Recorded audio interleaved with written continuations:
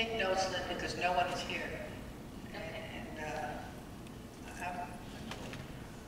No, I mean no one here that would have the answers. I was told Mark Delicate would be here.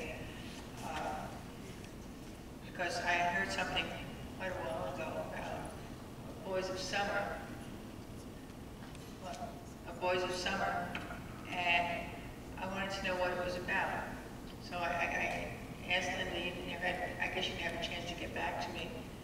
Then I asked Andrea, and she said it was a group of boys with 2 coaches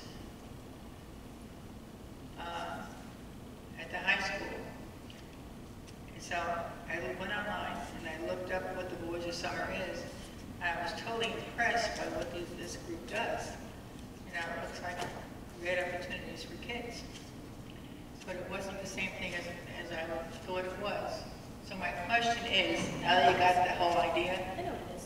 Okay, so the question is, it's a group of boys at the high school. Are they considered the Boys of Summer? No. Okay, because that's what I was told when Andrea had asked somebody and got back to me. So that was really confusing. So this group of boys. Boys of Summer is actually a league. Right, it was different than what I was told. So, okay, so my question is, there's a group of boys that play basketball in the summertime, right? Yes. Okay, and they pay, what, $400 or $500 or whatever they pay. They get school uniforms. They do. Yeah. They From our school? From our school. But there are kids. No, they get paid. Both my boys play in the Boys of Summer. It's a summer league for travel teams and baseball all across Long Island to That's what I read. have an opportunity to play together against kids of a like level of baseball. So I pay my organization that my kids play for is Suffolk County Seawolves.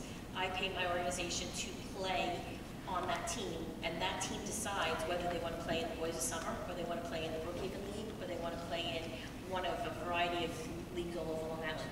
This year, Suffolk County Seawolves decided to play in the Boys of Summer League. But it's an organization that basically gets teams together and gives them schedules to play against each other. That's what Boys of Summer is. And they play on different schools' property? They play all over Long Island. Do they pay the schools? I don't know that, because I'm there as a parent.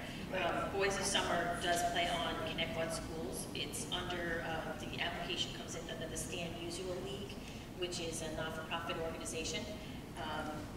I don't know who uses the field as a home field, and I don't know if we charge, but I can find out whether we charge for Boys of Summer or not. We don't, okay.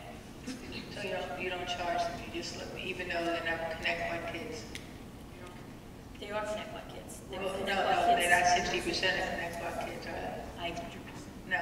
The team that would use the Connecticut High School fields as a home field would be the Connecticut Travel League that's here. Right, but there are many teams that play against each other that use it. I looked at the schedule, I looked at all, and there are teams like brown team and a red team. Neither one are Connecticut. They play on the fields. Okay. So do they pay Connecticut? They don't pay for that permit. The Boys of Summer, we have never requested the Boys of Summer to pay for that permit. But they're allowed to play on the property, even though it's not our kids playing. As I said, we've never asked Boys of Summer to pay for the right to play on the fields. If that's something the board wants us to afford to do. Well, no. I mean, if it's policy, not that I want them to do it or not do it. I was just curious.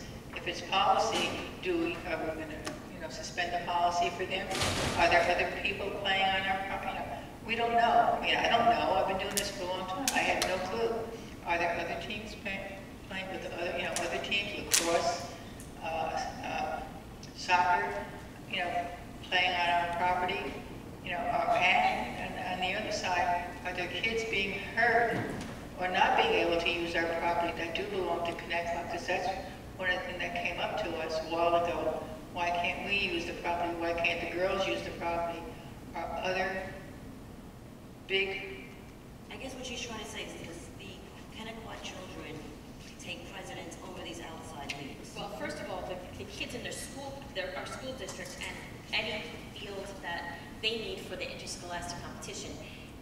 absolutely take precedence. So when they're practicing, when they're playing games, it's our internal teams over everybody else.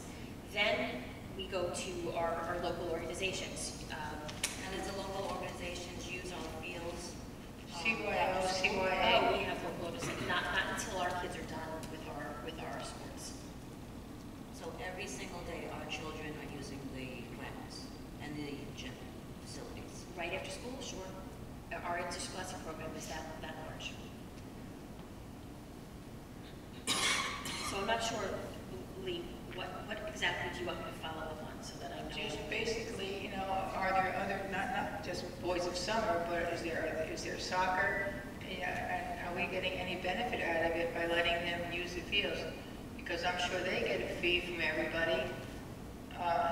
What do they do with that money? Do they pay the different school districts that they're using their, you know, we have to pay to take care of that property.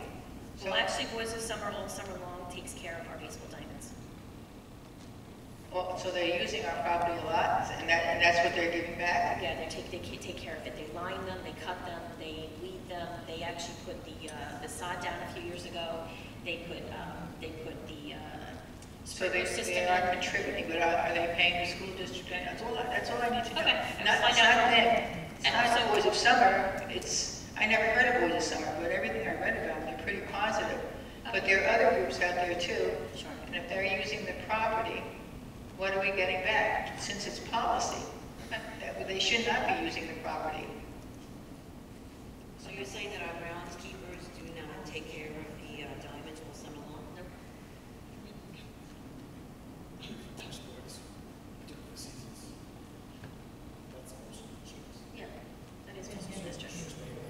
And during the summer, especially in the baseball world, the baseball diamonds are taken care of, seeded, sodded by the organizations that use them.